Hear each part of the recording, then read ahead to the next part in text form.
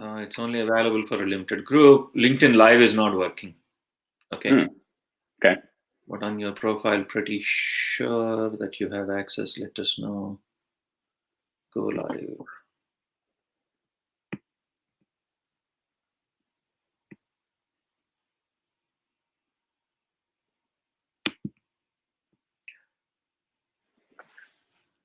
It's going live on this. I'm not sure why it's not going live on LinkedIn, but that's fine. Okay. So I'm just going to edit and remove it on LinkedIn Live. I think I have to do that.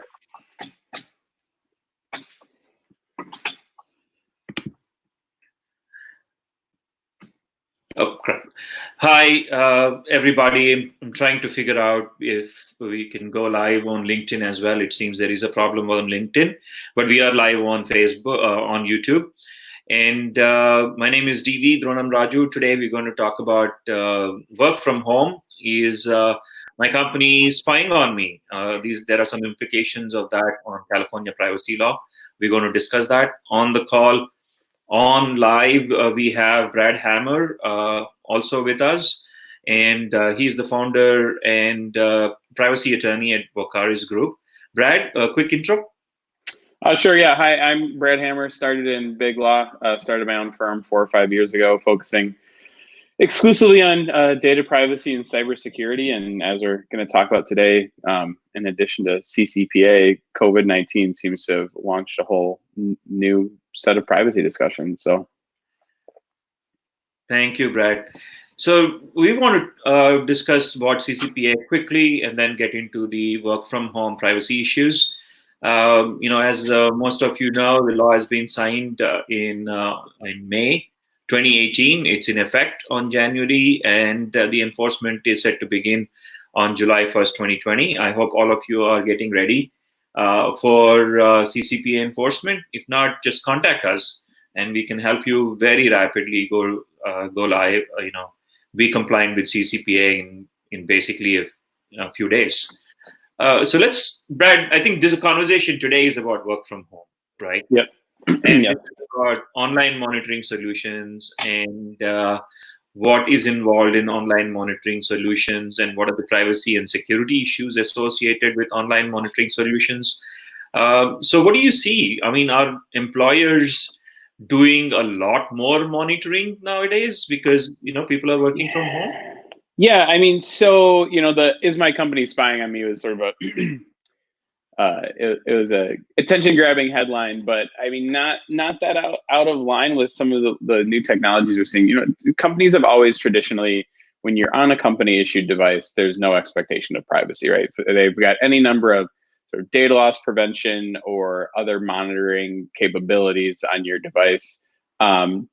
Usually, not sort of actively monitoring everything you're doing every moment, but just keeping tabs on things to make sure that usually from a security perspective, less what you're doing and more making sure that what you're doing isn't making proprietary information or personal information or something else leave where it should be, and keeping information secure. But with sort of the onset of COVID-19 and everyone now working from their homes, there are a number of vendors that are getting sort of additional attention, right? So, Zoom is not an online, doesn't monitor employees, but it was a company that was around pre-COVID-19, but got a lot of attention after everything happened. And so some of these monitoring companies are in that space where they're doing much more than your traditional sort of IT security monitoring of systems to keep them secure.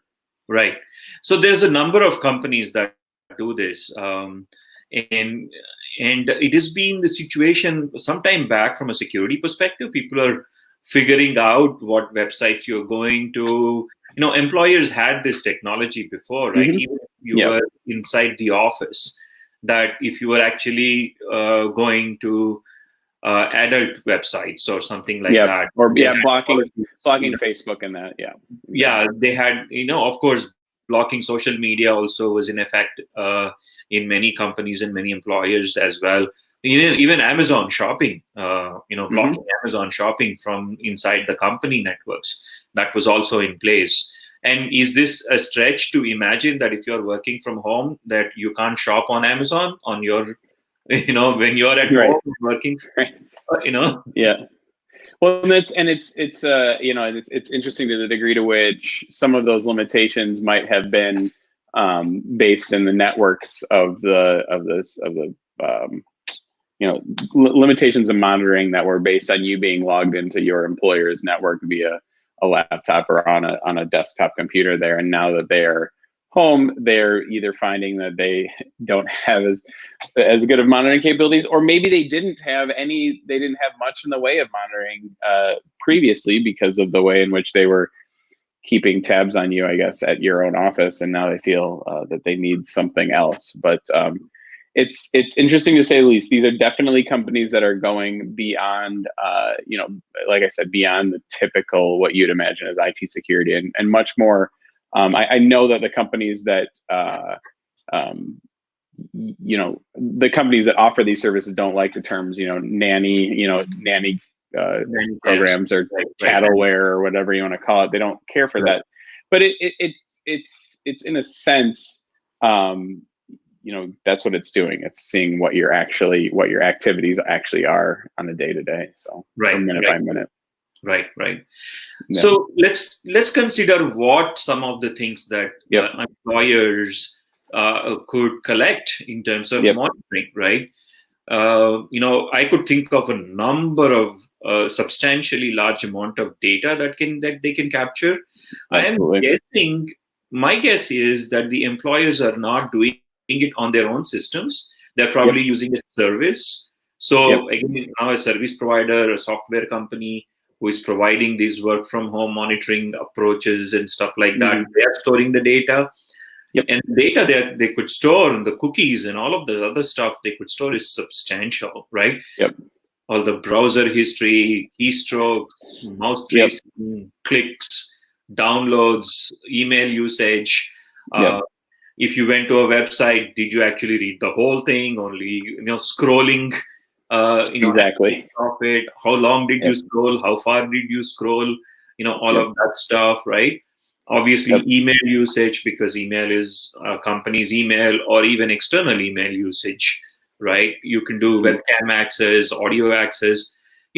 On the webcam, I remember you telling me some time back that, employers are basically periodically taking pictures of employees, whether they're in front of their computers or they're walking around in their house.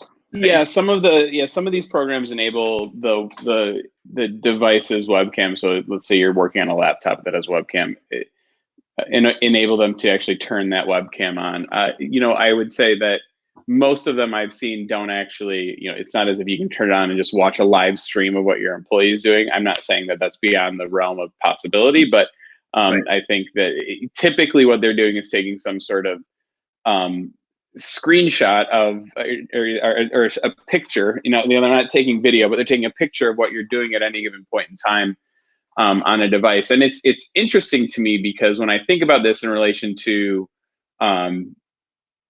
how the disclosures made to employees when they're given a device, whether it be an acceptable use policy or some sort of privacy policy about how maybe their activity on their devices is monitored. Certainly in a typical work setting, you are not entitled to privacy on what you're doing on that device, right? So most employers are of the position that you shouldn't be doing anything personal on your work device, or if you are, just be aware, because it's our device, we can monitor what's actually going on. That's for our own protection, our own system protection, et cetera.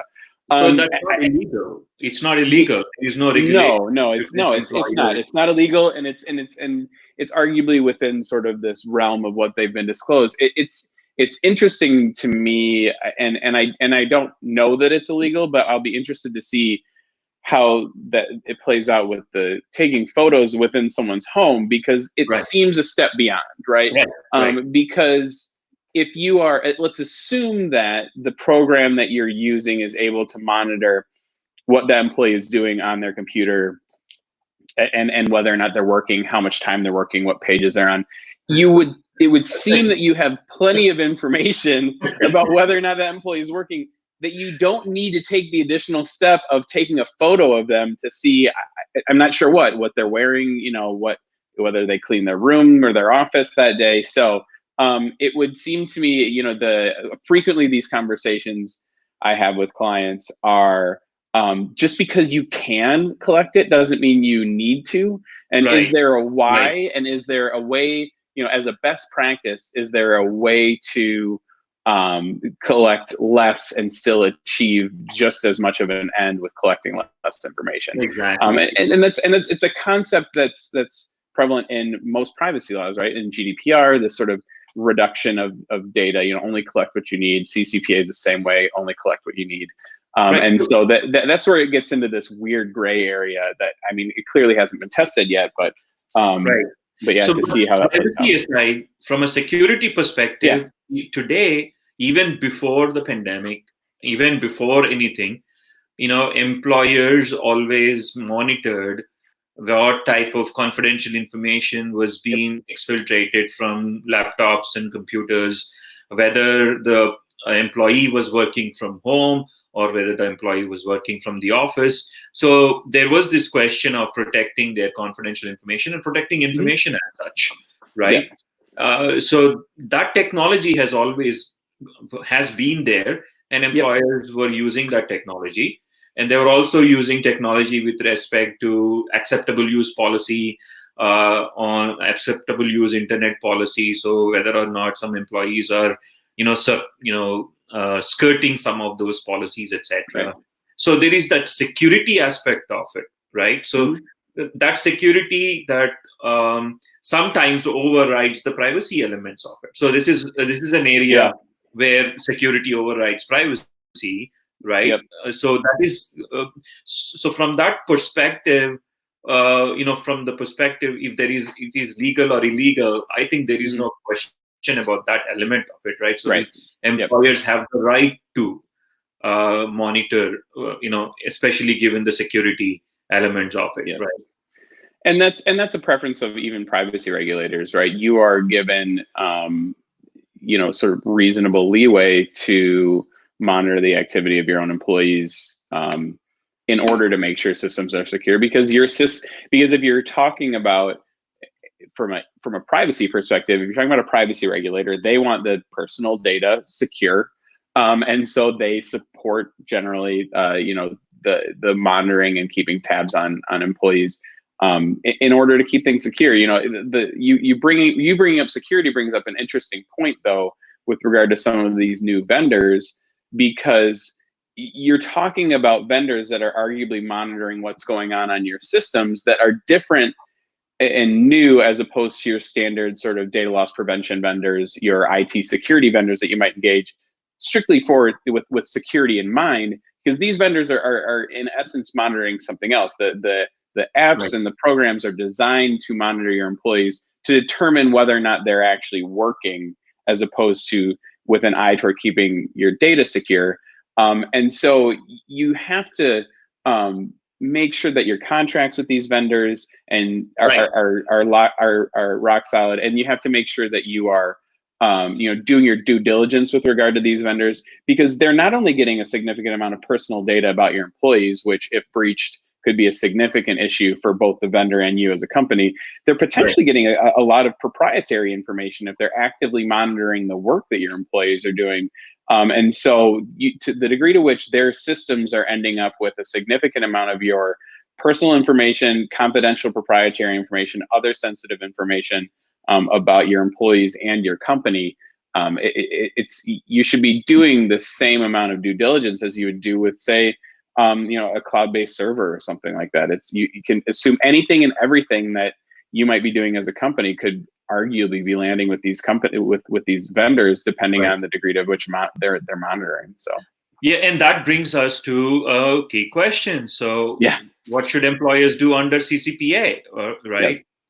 Or any other privacy law? I think the one thing is for sure, they don't need to do anything till Jan 2021.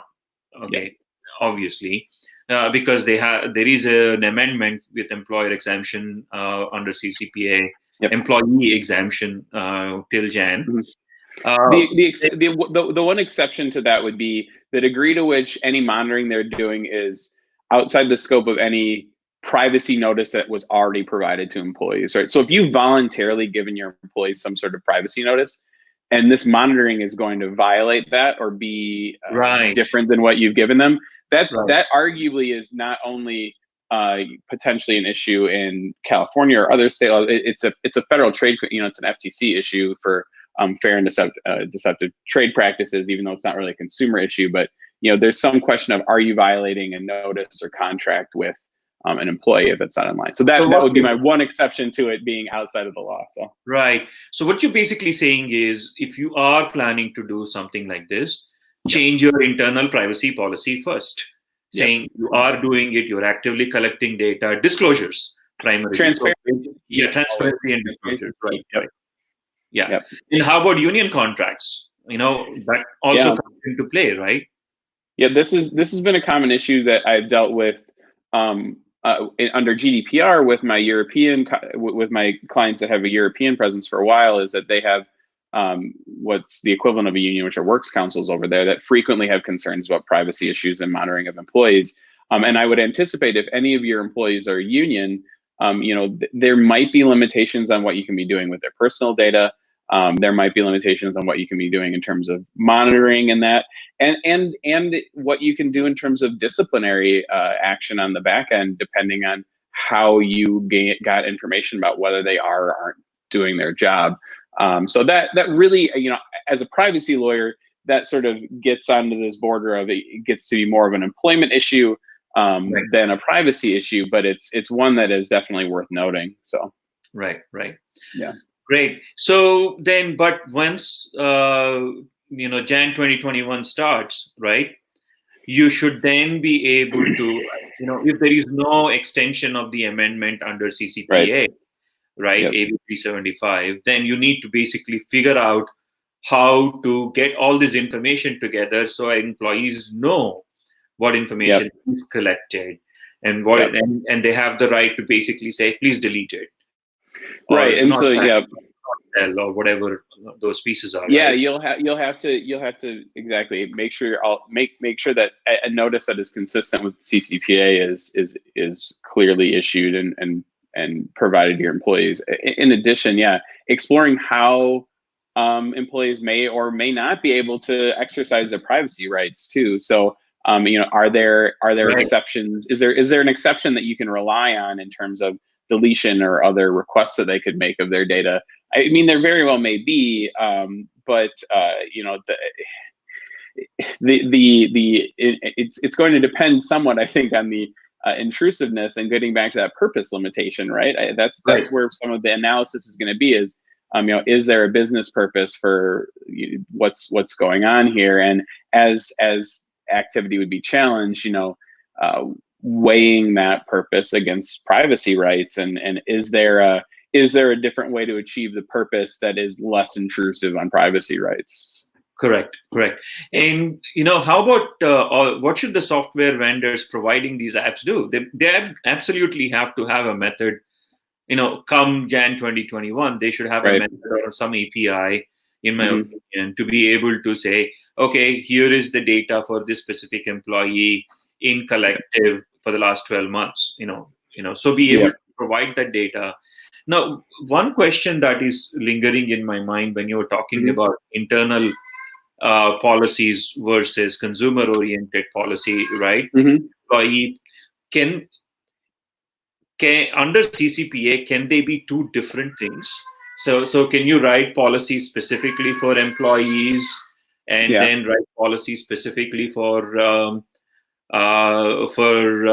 consumers, for your customers? Yeah, that's usually the degree to which you have groups of people that are you're collecting dramatically different sets of information from, right? So in that instance, if you might have different groups of consumers, where some consumers you're collecting this information, some you're collecting this, depending on the very specific how should I say it? How they're interacting with your product or online service or something like that. But where you have really two distinct groups, and arguably for most companies, you're collecting a lot more information and a lot more sensitive information from employees than you Right. necessarily are from consumers. I think it's useful to have two policies. That has been my approach with my clients under GDPR as well. You've got two really pretty distinct sets of people that information is being collected from, and you're using that information a lot differently too, right? And that might impact their rights with regard to that information, right? Because if you have Right. a current employee and they come to you and they say, delete everything you have about me, I mean, that's impossible to do, right? It's Right. impossible Right. for you to say, and for them to remain employed with you. And even if, and even if they are no longer an employee of yours, there might be employment law that requires you to keep their records for some period of time, even after they're no longer an employee. So I think it's useful to have two separate policies, and it's also useful because you can arguably then have a employee policy live on an intranet or something as well, Yeah. make it easier for them to find that kind of Yeah. thing. So Yeah. Yeah. So there's a lot of issues to consider here for employers, but they have no encumbrances right now for right, not doing this right, per se, so long as they actually have transparency with their employees that they are collecting information for this purpose, et cetera, et cetera, or maybe put out an internal memo or internal privacy policy, or simple maybe an internal privacy policy. We are collecting information, yep, primarily that. Okay. Now, having said that, I think CCPA, you should get ready. Come talk to us. We can schedule some rollout for you guys. Go visit our website as well. And now I want to close the conversation. So your final thoughts, Brad. My perspective is, as I said, maybe employers are getting a little more paranoid. They want more productivity, but going to the extent of differentiating employees by giving productivity ranking and stuff like that, don't do that. You're going to yeah, scare away employees, and they'll probably try to find new jobs somewhere yeah. else. Yeah, it's a this is me. Sometimes I take off my lawyer hat and put on my counselor hat, right? Which is to say, if you have a reason to be deploying these programs on your employees' computers, is it because you already have some doubt about whether or not they're working? So is there no work product being put out? Are they unavailable or unresponsive to calls or emails? I mean, it seems to be an odd step that because either your employees are being productive and doing their jobs, and you can reflect that via the work product or availability, or they're not, in which case you would seem to already have a cause of action to inquire with them as to how effectively they're doing their jobs, whether they're playing on their phone in the office or not, or doing it at their house doesn't seem to be that big of a Right, difference. right, But right. Cool. yeah, great. Thank you, Brad, and hope we can do more of these broadcasts in the future. I think we have the Definitely. setup. Yes. Some Yeah, it seems good. some technical issues, whether we were able to stream to LinkedIn or not, aside, we'll figure that aspect out. But Yep. thank you for doing that, Thank you, and DD. look forward to the next one. Sounds good. Thanks. Bye.